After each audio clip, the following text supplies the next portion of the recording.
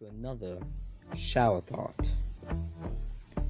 This would be the last shower thought I will be doing. So let's make this a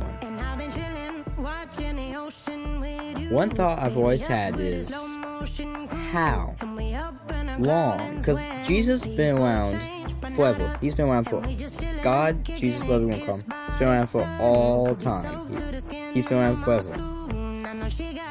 And in the beginning, he created the universe. So, how long was it before he created angels and the universe? How long was he alone in the void? Now, I know you may be thinking, in the void, before the universe all that was created, there was no time. There was nothing. So you can't measure it by time. But that's the thing, though. If time froze right now, or something happened to where there was no time, you could count a certain amount of time on how long it would go on for with no time.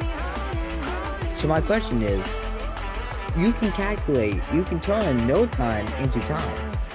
So I could say, if time suddenly disappeared from the world, and then it came back, I would say that we had no time for 5 years, because I kept track. Even though technically no time passed. That's how long it would have been if time didn't freeze.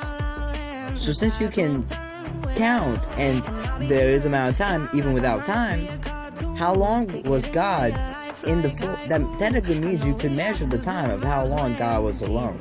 How long was he alone is the question. Because if he's been around forever, you can't say he was alone forever, because then that means we wouldn't be here right now. So there's no logical answer to that if you think about it.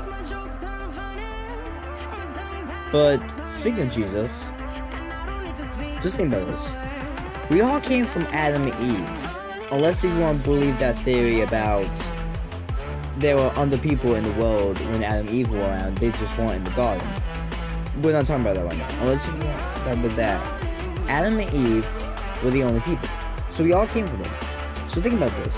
When you marry your future husband or future wife, that is technically a distant cousin of yours. So if you already have a girlfriend or boyfriend, or you're married or something, you look at that person and think about this. That is technically a distant cousin of yours. You're technically married or dating a distant cousin of yours. So when you get married, if you're not, or when you get a boyfriend or girlfriend, that would be a distant cousin of yours. Technically, you'll be dating or marrying a distant cousin. And because we are all technically related. That's crazy to think about.